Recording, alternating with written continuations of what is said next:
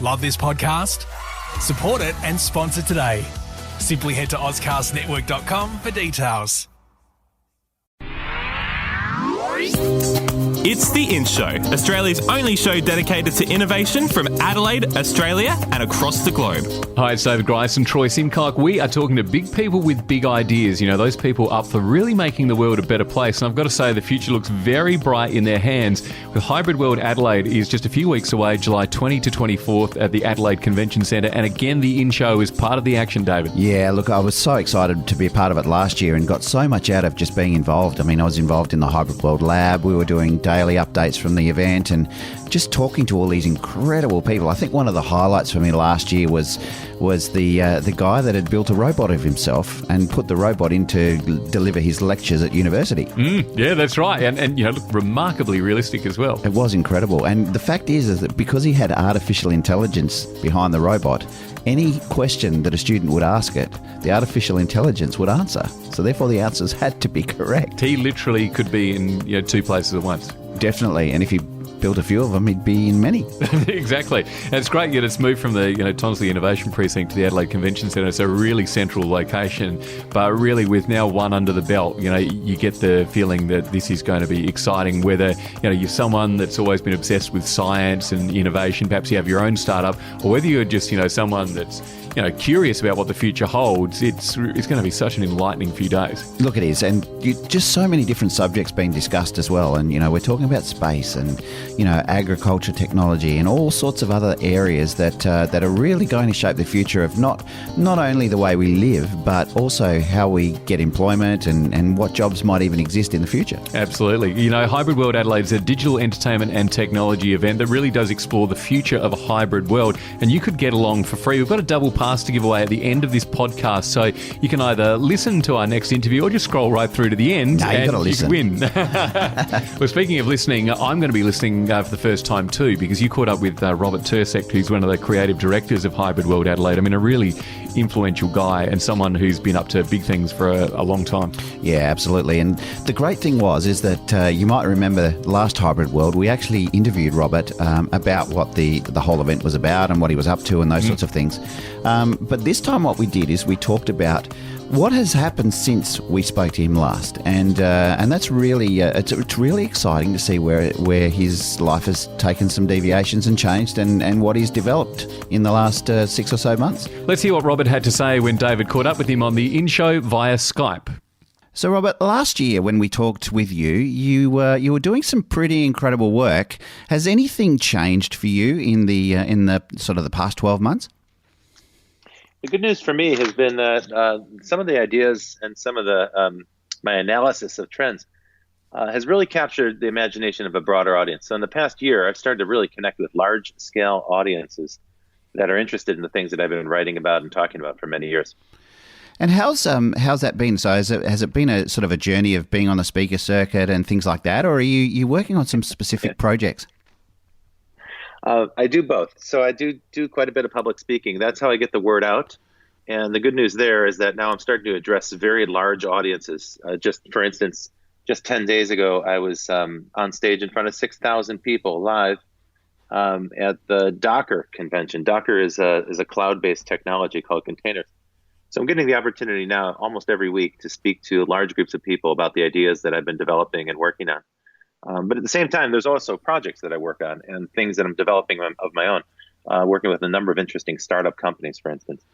So are you able to share any of the things you have been working on? Sure. One of the interesting things I've been doing is helping governments figure out ways to deal with digital transformation.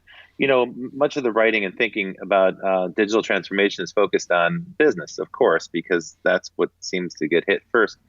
But our government institutions have not kept the pace with the change. And so I've had the chance to work with city governments and state governments and a few national governments around the world in matters that pertain to media, tax collection, maybe the gamification of taxes, government presence, smart cities, and so forth. These are really important topics. The cool thing here, David, is that this is growing. Again, I see sort of expanding field of cities that are adopting smart city policies or launching some sort of connected city plan. It's not just happening in say the North America or some of the European cities. Well, for instance, that's happening right there in Adelaide as well. Yeah, it is. It really is, and I think with our 10 gig city initiative and all of the other things that are going on, it's a really exciting time. Is there any particular city that you're seeing as probably the leader in this space? Oh, that's an interesting question. I get around all over the world because of the nature of my work, and the cities we tend to think of as the most digitally advanced would probably be Beijing, San Francisco, maybe New York, certainly London. These are the cities that come to mind.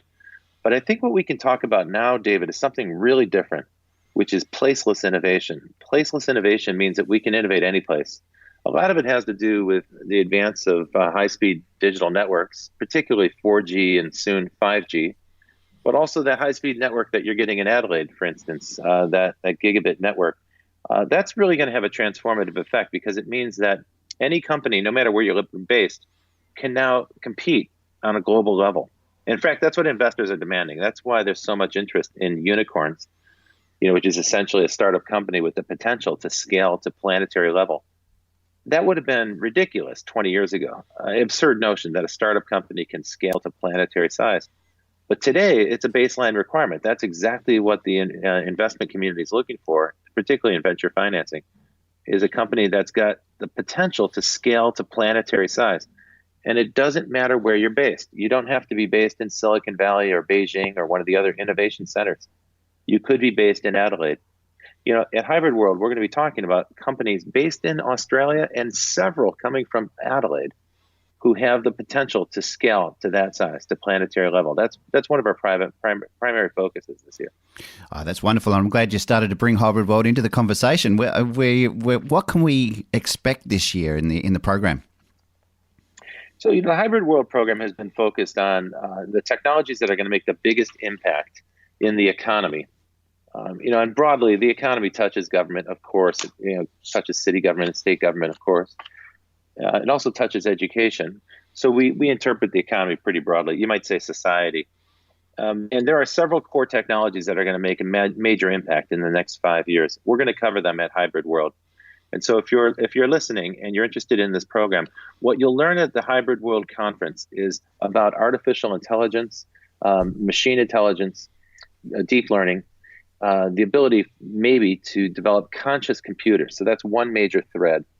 Another major thread is smart city initiatives and autonomous vehicles. Those two things fit together because autonomous vehicles have to drive inside of a known cityscape. And so all the smart city projects around the world are now starting to conform to autonomous vehicle projects and coordinate. A third topic that's going to be very relevant to folks in Adelaide and South Australia is privatized space. And in particular, the launching of new satellites to connect with ground stations to track things on the ground. That could be a head of cattle, or it could be an agricultural institution or a farm, or it could be tracking container ships across the ocean. That's happening right now. And there are about 10 startup companies in Adelaide focused on private space. So that's a great big topic. We'll also have things about augmented reality, gaming, virtual currencies, cryptocurrencies. I mean, there are so many core technologies that people need to know about. We're trying to pack them all into a very, very action-filled 2-day conference.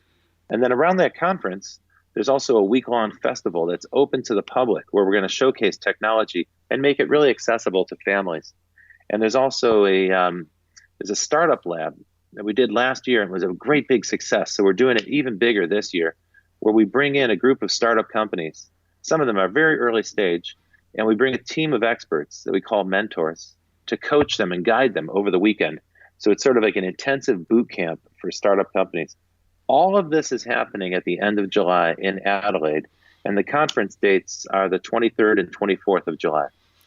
That's fantastic, and I mean, I'm a graduate of the Hybrid World Lab from last year, and I certainly can say how much of a difference that's made in terms of the way we approach our business now, sort of going into the future. Can I just rewind a minute? You talked about conscious computers. Can you just elaborate a little bit on what that is and what it means? Yeah, sure. So the field of artificial intelligence has gotten a lot of attention in the past couple of years. One of the reasons it's happened is that we have such enormous data sets. We're gathering so much data as we start to track and measure things that previously were untrackable. The data sets are so large that we can't manage them as human beings. Our apparatus for comprehending huge data sets is really limited, and so we need the machine's help to do that. So as a result, we've seen a surge of artificial intelligence applications, and mostly what these are just one version of artificial intelligence. There's a lot of different ways to approach artificial intelligence. What we're talking about here is deep learning, and deep learning is essentially using a neural network, a relatively simple neural network, and throwing enormous amounts of data at it. And that neural network begins to learn. It begins to discern patterns. It starts to identify patterns. And as it trains and gets more and more accurate, it can do that faster and at greater scale. So what we're really talking about is throwing huge amounts of data at relatively simple algorithms. But there are a lot of other approaches to artificial intelligence. One of our speakers last year, Dr. Philip Almeida, who's an expert in AI, identified a need, which is as we start to connect the human brain to the internet directly without, say, a screen or a keyboard or a voice command, but just do a direct neural connection. He developed that technology working with the U.S. Defense Department. And it caused him to realize that we're going to need an entirely different approach to artificial intelligence, not one that just makes lists or takes huge amounts of data and crunches the numbers into a way that we can understand them, but rather a kind of intelligence that understands how human brains think, that actually is modeled on human intelligence and can understand how human brains think. Because if we're going to connect a computer to a human brain, that data will be incomprehensible to a computer unless it understands how human brains think. So that led Philip to speculating about what might arise from that kind of research, and he started to develop a theory around what a conscious machine might be. Philip's coming back this year, so Philip Almeida will be back. He gave an absolutely masterpiece talk last year. It's one of the best speeches I've ever heard. It stirred the entire audience and inspired them, and he's coming back this year, so he will continue to develop those theories for the audience at the Hybrid World Conference. That's look, it's just sounding like an incredibly exciting program that you've got ahead of us. I'm also going to go back to where you talked about placeless innovation, because I think this is something that's really, really vital for emerging businesses to really understand. That it, like you said, it's about not about the location of where you are. I mean, in my experience, my team is based in Adelaide, Melbourne, and Washington. So we've got people all over the world that are working on this same project, and bringing people together in this way is just something that I just remember years and years ago when I was first in business, having to actually go to America if I wanted to break into a market there. Whereas now, we have all these tools available to us that enables us to do that. How are you placing the importance on this whole idea of placeless innovation? And personally, I'm inspired by it. In terms of the businesses that I'm working at and helping, 6 of the projects I'm working on involve exactly that, a kind of virtual company, a placeless company, a place that has no headquarters. They don't have an office. They don't have a secretary or a receptionist. There aren't desks. If they need a desk, if they need to have a meeting room, then they just go use a WeWork. They use one of those co-working spaces where you can kind of borrow a space if you need it. And this gives companies tremendous amounts of flexibility. Some of the examples, I'm sure you've encountered this yourself. The best software development talent, the best coders aren't always in the city where your company is based. Why would you limit your company to just the coding talent that's available in your town? The same is true with markets. Sometimes the best customers are not in the same city where you're based. So why would you limit yourself? With placeless innovation and cloud-based delivery of services, we can now reach customers all over the world, and we can use similar tools, coordination tools, to manage staff who are located all over the world as well. And this is early days for this idea, but we already see hundreds of examples of it. Everyone I know is involved in some sort of startup business that doesn't have a headquarters, it doesn't have a centralized office. Instead, it has a workforce that's distributed or dispersed across a wide geographic area, exactly like the project that you're talking about, David. So you know exactly what I'm talking about. Yeah, I mean, for me, it's also about finding with the team. It's finding the people that are the experts in their field, and looking broadly for those people. And then when you find them, my gosh, the magic is just incredible. And the fact that you're able to, because of time zone differences, you're basically able to work on the project 24 hours a day. That's also true. It's a really good point. For certain businesses, that's essential, right? So for certain businesses, it's really important that the sun never sets. And if your company is based in every location around the world, then the sun never does set on your business. Which is, I mean, it just it increases your productivity levels in an incredible way. Yeah. Is there any of the startups that you're working with that you're able to sort of share a little bit about what you're actually working on with them? The companies that I'm working with mostly are undercover because they're fairly early stage. But I can tell you about two projects in particular. There's a group called UNET. You probably know Tom Haydu. Yes. Who's an American entrepreneur who lives in Adelaide and was the chief innovator in the state of South Australia. He and his business partner, Andy Milburn, have developed a technology that can secure a digital network. And it's a completely novel approach. I'd say it's a mind-blowing approach. What they've come up with, their background is in the software for the music industry. And they developed this from that background because, of course, the music industry has been suffering from all kinds of problems, in particular piracy. And so they developed this idea that they could secure a network. And then they realized, we've actually solved a problem that is much broader than the music industry. It applies to anyone who's shipping digital information across the network. So this is a company that's pre-product. They have the core technologies, and they're in the process of productizing. And so one of the things that we're doing together now is evaluating opportunities as they arise to apply that technology to things as diverse as the Internet of Things, network security for offices, home security, of course, defense applications, and corporate security. So there's a number of places where it might be applied. This is a product, and this is a software capability that has not yet been productized. Very early stage. Super interesting project, and of course, there's tremendous need because everyone's under pressure right now from getting hacked. Another project that I'm working on that I'm excited about is with the organization GS1. GS1 is the global standards body for identity.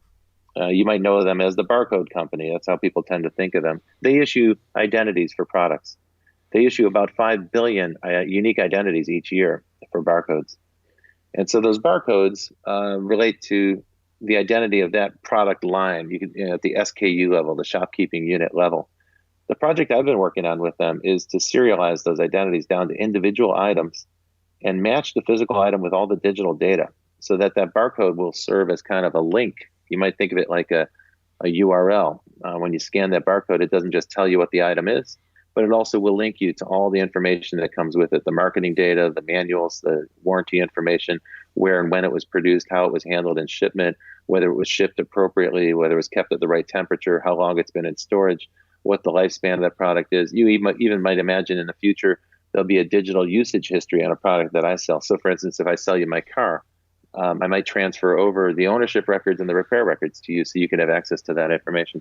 So we start to envision this idea that we could reinvent the barcode for the 21st century and make it a link to all of the digital information. And this has led us into a very lively field that I hope to talk about when I'm at Hybrid World at the end of July, which is digital twins. Are you familiar with the term digital twin? I don't know if I've talked to you about that in the past. No, I haven't heard that one. Well, it's a kind of a new concept. It's been around for a while, but in a very specific application. So it hasn't really escaped from that domain, but it's starting to grow very quickly. The place where it's been used is in particular in aviation. If you think about a jet engine, it's a pretty complex part, pretty expensive.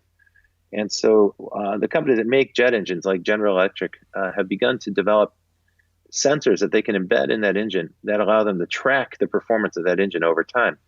And that means that they can start to tell when a part is wearing out. What I didn't realize when I heard about this is that every jet engine is different because they fly differently. They fly through different weather conditions, different air, and that actually changes the performance of the engine over time. So you create a digital twin that's unique for every single jet engine, and that allows a company like GE to guarantee uptime, if you will, to tell their airline partners, we can predict when this part's going to fail. We'll change the parts preemptively. We'll do prescriptive maintenance on a part. So that concept of a digital twin made sense for a high-end, very expensive part like a jet engine in the past. But as you know, the cost of sensors is dropping so fast, and the ability to connect and detect those sensors is growing so quickly that we're going to start to be able to instrument everything. So I'll give you an example. Your car probably has about 1,000 sensors in it already. Now, those sensors aren't connected to the network, but they will be, because connected cars are now outselling traditional cars 10 to 1.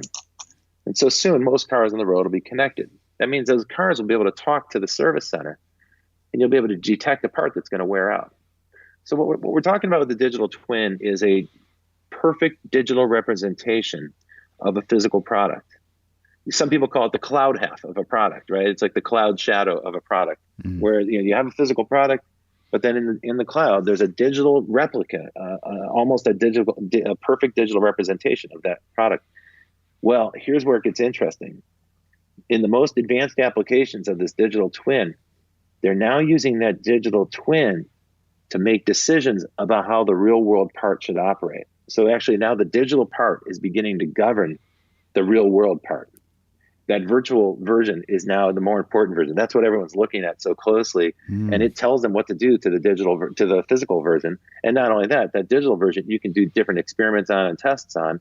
And so you can start to figure out what the tolerance is, where it might break, what conditions might cause it to fail, and so forth. And what I must stress is that this is not just limited to like an industrial part, like a jet engine. That's the origin of the concept. But this is very rapidly spreading out of industry into all sorts of other fields. So you can create a digital twin of a factory. You can create a digital twin of a business process. And as long as you're tracking the right things, if you can identify what the key things to track are or to monitor, then you can actually build a digital representation and instrument that so that it will alert you when you're going off track. It'll give you better eyes and ears on the actual physical thing. So it's a fascinating idea. This is one of the ideas I've been playing with for a long time, this concept of the digital world and the physical world and how they're merging and blending, how they're changing each other. But this digital twin concept has gotten me very excited. That sounds absolutely fascinating. And I think in some cases, what you're talking about to some people could be absolutely frightening. But to me, all these sorts of concepts and the ability that we have now to look at how digital technology is able to help and empower our lives to go to different places and, think of different things and different ways of doing things. I think this is just an incredibly exciting time to be alive. It is. It's a good time to be alive. It's a good time to be an entrepreneur because there's a lot more available to you to work with, and you don't have to do everything yourself. Yeah. The cost of launching a new business has dropped by a factor of 1,000 in the last 15 years. Wow. I'm going to repeat that so your listeners can really understand what I just said. Wow. In the year 2000, it cost about $5 million to launch a startup company. And a big chunk of that cost was buying equipment, renting office space, setting up servers and capacity so that you could serve your product over the internet at scale and so forth. Today, you just don't need those. And so we've seen 3 orders of magnitude decrease in cost. And now it costs about $5,000 to launch a business, which is an extraordinary concept, from $5 million to $5,000. And the reason that's happening is because of the cloud. That's number one. And number two, because of open source software. And there are now so many cloud-based tools available to businesses. These are not just for large companies. Of course, large companies have had software tools for many, many years. But now a small business, even a virtual company, the kinds that we were talking about before, those placeless companies, can avail themselves of tools on the internet that are free or nearly free. And I'm talking about things, well, like, for instance, this call is happening on Skype. So there's Skype, there's Zoom, there's Google Plus. There's all sorts of ways to communicate with people that cost nothing. Where in the old days you had to have a telephone conference room and so forth. None of that is necessary anymore. You can also do project management. You can do project development collaboratively across the network. There are all kinds of other communication tools like Slack. These chat and evanescent messaging applications that allow people to communicate in real time. There's storage solutions so that you can transfer files, send files, and so forth. E-commerce solutions, tons of marketing solutions, about 7,000 marketing solutions available. And these are mostly available on a free or low fee basis, so that for a startup company, you just don't have to spend that much to get in business and to set up your business. Everyone can work from home. All you need is a laptop and a smartphone, and you're off to the races. And that's triggering a wave of innovation. So the second thing about that is, not only does it knock out cost, all the cloud-based innovation, but it also accelerates innovation by driving more and more businesses forward. As you launch more and more companies, as they compete, the most successful companies are going to be the ones that innovate and come up with the best ideas. I mean, that's simple, right? That's basic math. what we're seeing is an explosion of startup companies. People are trying so many different things. And, out of nowhere, seemingly, an idea can catch hold and really start to grow quickly. And so this is an exciting time to be alive, and it's a great time to be an entrepreneur. Yeah, and we're really looking forward to everything that's going to happen for Hybrid World. Is there a highlight that for you in the program that you're really, really excited about? There are a couple. I mean, certainly I talked about Philip Alveda. He's coming back. He'll do a great bit on artificial intelligence, and we have several other speakers on similar topics. But we have a whole space-based track that's talking about all the space-based innovation in South Australia. That'll be really interesting for Australians to hear about their own country with world-beating companies starting out. And then there are a couple of other good things happening. We have some local stars, some local talent. So we found a way to include most of the local universities in the program. They're going to showcase some of the local innovation that they're doing. And then a good friend of mine from Finland is coming. Andre Shakur is coming from Finland. He's the author of The Finnish Miracle, and he's going to talk to us about how to design businesses that are built for export. I think this is a really relevant message for Australian entrepreneurs. Last year at Hybrid World, one piece of feedback I got again and again and again from people who attended is that Australians are too shy. They're too modest. They're too humble. They will focus on Australian markets, or maybe they'll just focus on South Australia as a market. And they're self-limiting in that way. They don't give themselves permission to imagine a business that can exceed the boundaries of Australia, the national boundaries. And what we're going to try to do on the second day of the conference, on the 24th of July, we're going to focus the entire day on bigger than Adelaide, bigger than South Australia, ideas that are bigger than Australia itself, ideas that are world scale. And we're going to show some companies that are doing that. Well, Robert, I just can't wait to be able to be there this year and just to experience all that you've shared with us. Thank you so much for taking the time out of your schedule to join us on the In Show.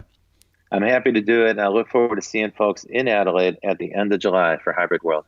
Thanks very much, David.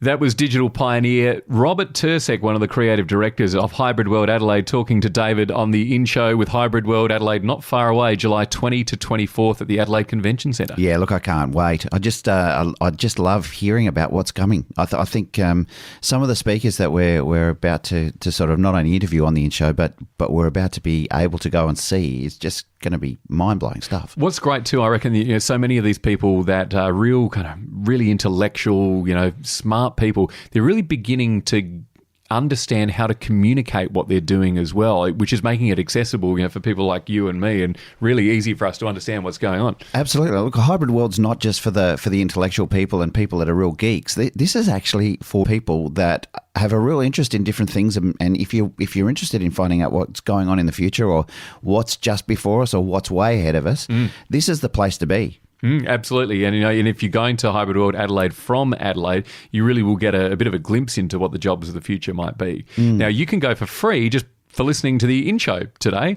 And thanks for taking the time to enjoy the podcast. There's a double pass to give away to Hybrid World Adelaide. All you need to do is like and share the podcast link on Facebook and Twitter, and you'll go in the running to win yourself a double. This is going to be 4 days of mind-blowing activity. Absolutely, and you just can't miss it. It's just going to be fantastic.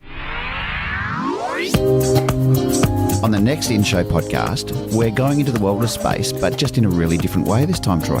Yeah, Paddy Neumann is one of the most interesting people we've ever spoken to on the In Show. I mean, this guy sort of discovered his interest in space. It was more of a dream, I suppose, during high school. And then when he went to university, what he discovered is something that could quite genuinely change the world we live in. I completely agree. And his discovery was about falling asleep in lectures and what that meant for him. There's hope for us all. That's on the next In Show podcast.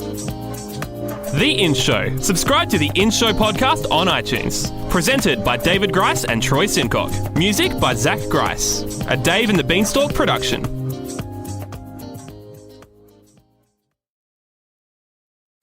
Love this podcast? Support it and sponsor today. Simply head to AuscastNetwork.com for details.